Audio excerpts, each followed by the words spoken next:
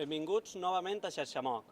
Avui ens acompanya l'escriptor, traductor i antropòleg valencià Joan Francesc Mira, un autor que ha destacat en àmbits com la creació literària, la traducció i al capdavall la reflexió humanística, i al qual demanarem l'opinió sobre un aspecte relacionat amb la literatura catalana. Realment és difícil presentar Joan Francesc Mira en poques línies. Podríem definir-lo com un humanista, una figura en procés d'extinció en els temps que corren.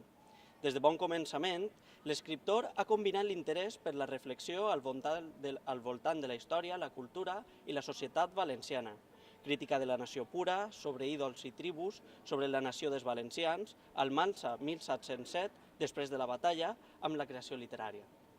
És un dels primers guanyadors del Premi Andròmina de Narrativa i dels Premis Octubre, Escuts de Seda.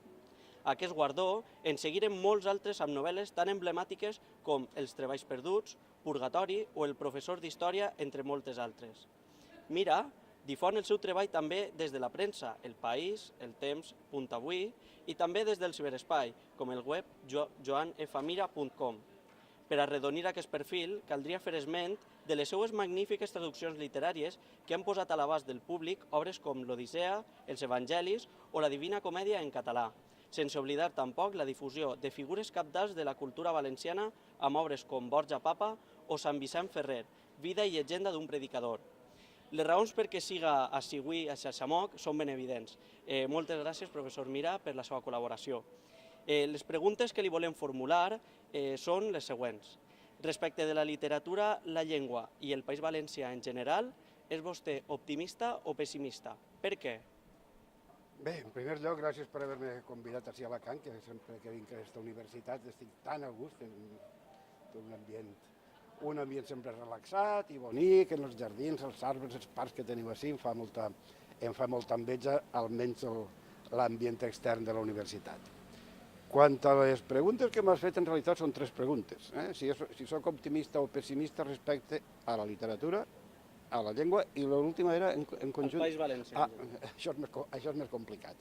I doncs anem per part. Jo respecte, quant a la visió que tinc del panorama literari valencià actual, bàsicament el panorama literari en català, perquè en castellà és una altra qüestió, soc decididament optimista. És a dir, mai en tota la història contemporània o mai des del segle XV havíem tingut una quantitat tan notable d'escriptors en tots els gèneres, en la llengua del país, d'escriptors, de poesia, d'obres teatrals, d'assaig històric, d'assaig científic o sociològic o de ciències socials o del que siga, i mai havien tingut tampoc tanta producció de narrativa, i de narrativa, que és el que jo més conec, d'una certa qualitat, que podem presentar ben bé mitja dotzena d'escriptors que tenen una qualitat perfectament comparable a la de qualsevol qualitat mitjana a la de qualsevol literatura.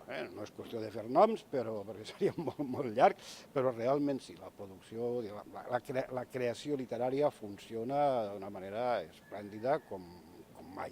Realment mai havia funcionat, i en aquest sentit soc optimista perquè jo crec que això continuarà. Una altra cosa és, diríem, el que és la repercussió d'aquesta mateixa literatura de cara al públic. El públic continua sent minoritari, però clar, hem passat en el període que jo puc conèixer de 50 anys d'un públic pràcticament inexistent a un públic minoritari, és a dir, de ser un públic potencial fa 50 anys de pocs centenars de persones a ser un públic potencial de desenes de milers de persones. Clar, preferiríem un públic de milions de persones, però ahir no hem arribat. És a dir, que sí que hi ha també una certa recepció. I sobretot el que hi ha és, jo diria quasi una hegemonia en el camp literari de la producció, de la cultura escrita en el camp literari. La producció, diríem, en llengua catalana és en conjunt, en el conjunt de quantitat i qualitat bastant superior a la castellana. I això tampoc s'havia produït des de feia segles. Ahir, per tant, soc optimista. Una altra cosa és la perspectiva immediata i futura del que podríem dir l'ús general i social de la llengua. Ahir la cosa es complica perquè el procés, diríem, sociològic o històric de castellanització continua, no al mateix ritme accelerat de fa una generació o dos, però continua, i per tant estem en un procés en què quasi de minorització demogràfica. Possiblement els catalanoparlants, els valencianoparlants actuals del País Valencià són menys de la meitat. Però hi ha una cosa, que la llengua és més respectada, la llengua ja no és vista per la majoria de la població com una cosa residual o arcaica o rústica, sinó que és vista amb molt més respecte. I les coses també serien diferents si l'exemplaritat, diríem, social i política funcionarà millor. Els nostres polítics, tant els dels dos partits, diríem, hegemònics, del PP i del PSOE, doncs no han tingut mai un interès en realment donar un exemple personal i institucional de la normalitat de l'ús de la llengua. Parlen bàsicament en castellà, els nostres presidents de la Generalitat i presidents de diputacions i alcaldes de les ciutats importants, de Castelló, de València o d'Alacant, parlen castellà. I clar, això crea una exemplaritat negativa.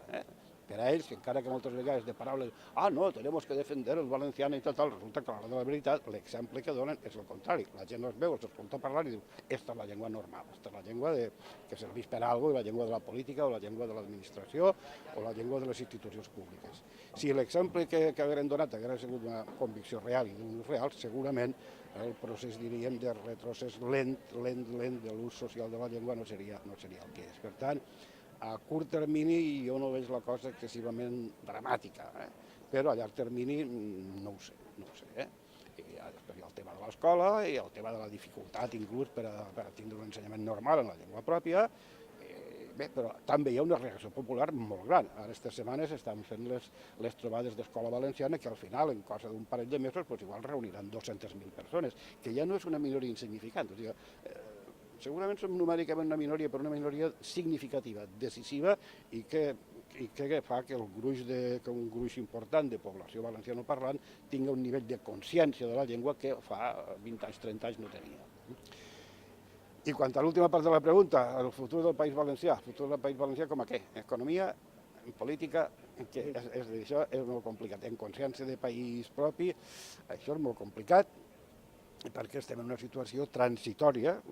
Hi ha una percepció de que les coses no van com havien d'anar, hi ha una situació de crisi inclús del model autonòmic, una crisi de confiança en el propi govern, en el govern propi de la Generalitat, el propi govern autònom. Hi ha una crisi de confiança, jo crec que en aquest sentit, afortunadament, en el paper o en la funció dels grans partits espanyols que ens han controlat, i ja al mateix temps el creixement, l'aparició nova i el creixement d'un altre tipus de moviments polítics més arrelats al país i amb una altra visió pròpia, que això està pujant i jo espero que es consolide. Per tant, com que estem en un moment de trànsit tan total, tan complet, inclús com a model econòmic, este país, aquesta societat, què vol fer en ella mateixa? Quina classe de societat vol ser? A què vol dedicar les seves energies? Només al turisme barat, a la construcció barata, o a què volen dedicar les energies?